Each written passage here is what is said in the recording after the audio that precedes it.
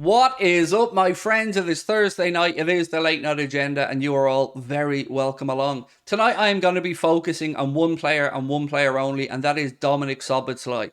But before I get stuck into the latest on Liverpool's pursuit of the RB Leipzig midfielder, a little few words on our owners. And of course, I want to know your thoughts on our owners in the comment section. Do drop a like on this video and hit the subscribe button if you haven't done so already.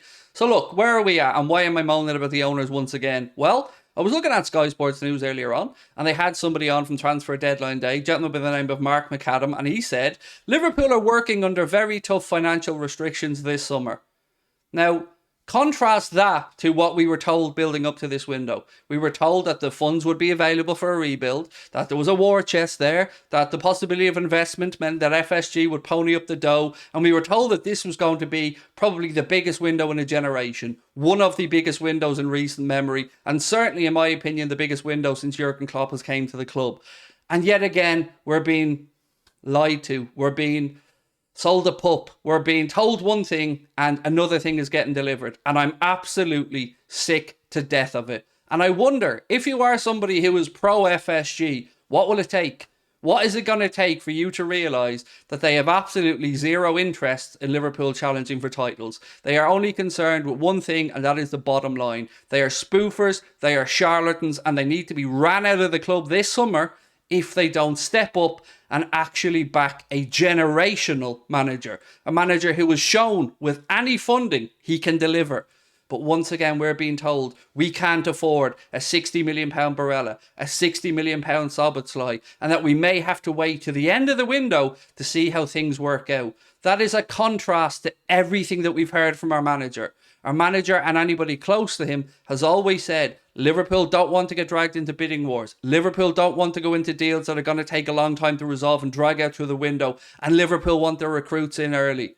But that's not the message that's once again starting to be briefed to the media. You probably noticed over the past few weeks that the tone had changed. The narrative about the players we're bringing in had changed. We've gone from a Shoemeni, a Bellingham, to not being able to afford a Szoboszlai. We signed Alexis McAllister because he was good and cheap being the imperative word there for FSG. So I'm asking you, be vocal, be loud, be on social media, and let it be known that this is unacceptable for a club like Liverpool Football Club to be in this position every single summer. Arsenal have invested or are going to invest about £210 million. They've signed Kai Havertz. They've signed Jurrien Timber, or they're about to sign Jurrien Timber. And of course, they've just had that £105 million offer accepted for Declan Rice. Manchester United have today agreed a fee with Chelsea for Mason Mount. They're going to add a striker on top of that. Spurs have signed James Maddison. They're going to bring in more players. Aston Villa are going to bring in more players. Arsenal could even do a little bit more business. Manchester City have added in Kovacic. They're going to bring in Gvardiol. Newcastle have brought in Tonali. And once again, we're told we're broke. We're told that we're working under serious financial constraints. That isn't good enough. And it also isn't true. It is just that the owners are choosing not to free up money. We are very, very capable of it. We are nowhere near the threshold of wages to turnover that worries the Premier League. They want it to be at 70. Liverpool are one of the clubs that are below that at about 64%. It isn't good enough. So please speak out, be active, and let your feelings be known. This is not good enough. Now we'll move on and talk about Dominik Szoboszlai, because this could happen. The Anfield Rap had a former teammate of Dominik Szoboszlai's on recently, and this is what he said. In the moment, it's too expensive, but I think they will speak until the last minute of the deadline. I will say yes, Szoboszlai will go to Liverpool. But that last minute part, that again gives FSG a possible out if this deal doesn't go through. Szoboszlai wants to move. This same gentleman that was speaking to the Anfield Rap was speaking about the decision if Dominik Szoboszlai, let's say, had an offer to go to Newcastle for Champions League football or Liverpool under Jurgen Klopp for Europa League football, it would be Liverpool every day of the week because he'd get to work with Jurgen Klopp. So these players want to come and play. But our owners are once again making a manager who is potentially the best of a generation operate with his hands tied behind his back. It is pathetic, and it is not befitting of a club the size of Liverpool. And we're being laughed at. Want to know how much we're being laughed at? There was a thread earlier on today where I can't remember if it was Fabrizio Romano or somebody, one journalist was on Twitter talking about a thread, talking about Liverpool transfers, and they tagged John W. Henry in it. And Klarna, the payments company who give you the option to spread things over 3 payments, they tagged John W. Henry and said, just DM us, John. We can help.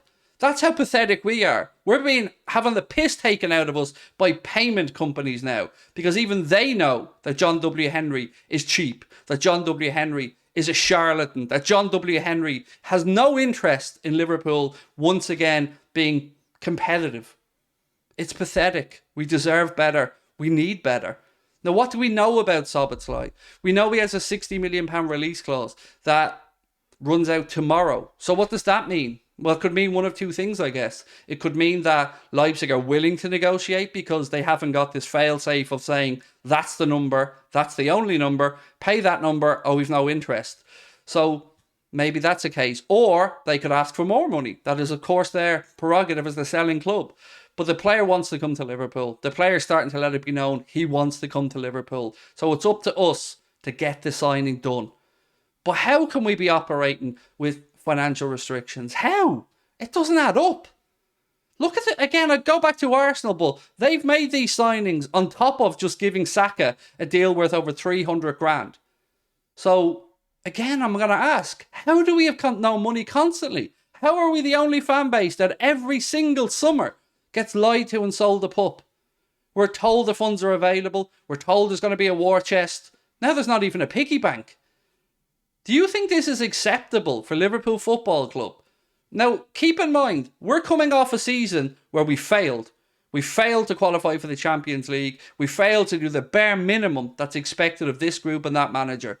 Part of that is down to the players. Part of that is down to tiredness. But a huge chunk of that is down to the fact that John W. Henry would not free up funds for Liverpool to buy a midfielder.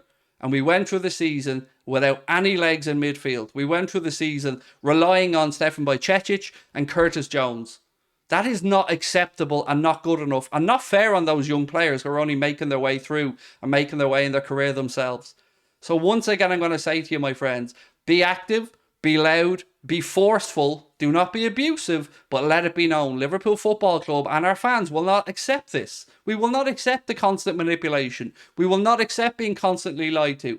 And if John W. Henry and FSG have no interest in being competitive, sell up and go. You will make multiples of your money. You bought the club for about 300 million. Conservatively, it must be worth at least 3.5 billion. Sell up. Because nobody has any interest in listening to your lies, your excuses, and your constant feigning of interest.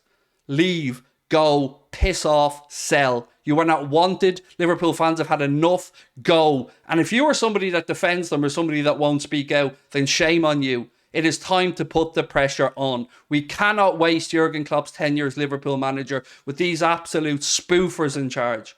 It is over to you, my friends. As always, I wish you love, health and happiness, and I can't wait to catch up with you guys soon. Talk to you then. Bye-bye.